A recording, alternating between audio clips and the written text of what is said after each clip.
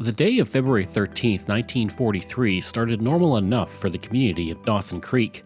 The village was a hub of activity thanks to the U.S. Army and the continued work and maintenance of the Alaska Highway.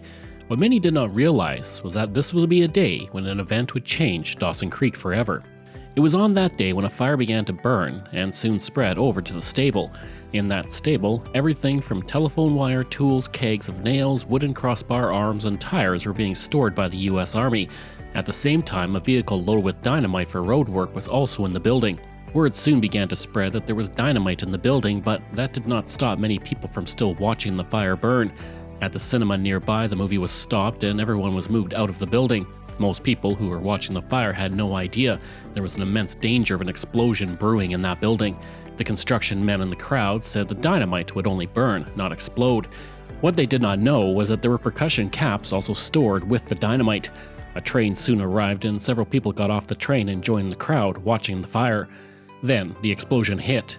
Dorothea Calvary saw the explosion, and she relates this in an article she wrote for the North Peace Historical Society, stating, "The burning building and its contents, completely red hot, went hundreds of feet in the air. Where the brightness of flames had been a second before, there was a momentary blackness as the fire was snuffed out like a candle. But a few minutes later, there were hundreds of small fires as debris came down over a block away in all directions. Worse was the thousands of miles of copper wire, which unrolled from its reels and tied everything into tangled coils.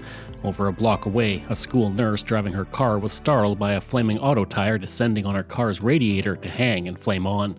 One woman who lived nearby was making supper when the front and the back doors of her house were blown inside, shooting through the house but missing the glass china cabinet. All her thin wine glasses inside the cabinet were shattered from the concussion of the blast, though. In a restaurant, a man and a woman who did not know each other were sitting 15 feet apart. The woman had a baby on her lap. After the explosion, the baby was found on the man's lap, perfectly fine. An entire block of buildings was destroyed, and the U.S. Army took over control of the firefighting as fires raged in the community. The Red Cross also set up an emergency hospital ward in its clubhouse. By Sunday, 5 people were dead and 120 were injured. A few months later, McLean's was out at the booming community, and the reporter described the disaster as such. "I walked the blackened, blistered sidewalks and along streets that had burned away entirely, looking into huge craters and cellars now filled with scum-covered water. At the corner where a fine hotel had stood, there was only rubble. Where the barber shop had been, only a steel chair was left, slanted a bit and twisted out of shape.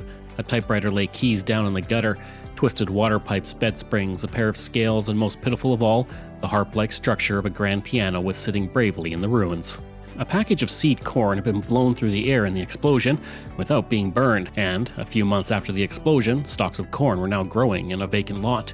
The cause of the fire was never found, but a charge of negligence was laid against the contractor who leased the building, but not the subcontractor whose employees placed the dynamite in the portion of the building they had leased.